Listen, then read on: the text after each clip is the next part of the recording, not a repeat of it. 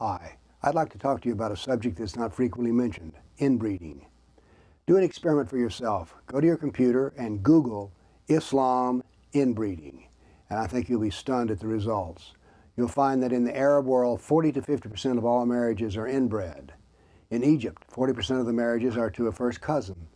In Saudi Arabia, 2/3 of the people who marry a close relative.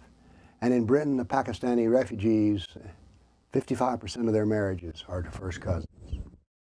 Now, the result of inbreeding is genetic damage. You get increased diseases, mental retardation, and lower intelligence. I call inbreeding a crime against the next generation. Now, why is there so much inbreeding in Islam?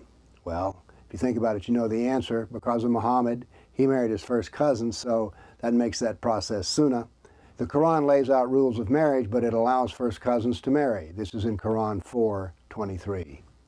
So according to the Sharia, divine law, inbreeding is good. And what are the results of the Sharia? Half of Muslims are inbred, with lower intelligence. Insanity rates are higher with inbred people. And the closer you are in blood relation, the more schizophrenia there is. In Denmark, 3 times as many Muslims fail the military intelligence test as the average Dane. 2/3 of all the Muslims in Denmark are illiterate.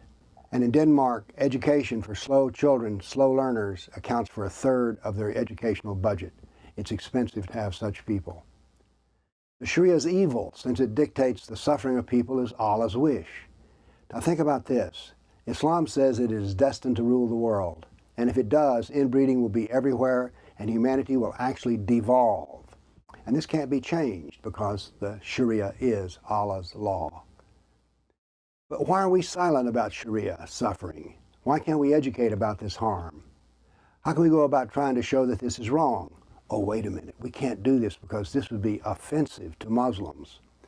So we won't be including incest in part of the explanation about the beauty of Islam in our schools.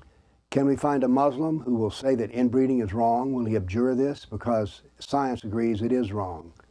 Can we run a social program to educate immigrants who come here about genetic damage? Well, as good as that sounds, because it would reduce suffering, that would be Islamophobic. How evil does something have to get before we can talk about it? I want to prevent a crime against the next generation. Am I a bigot to talk? And are you afraid to talk? This is a serious problem and it needs to be addressed. Again, go out and Google Islam and inbreeding and see what you think. Thank you.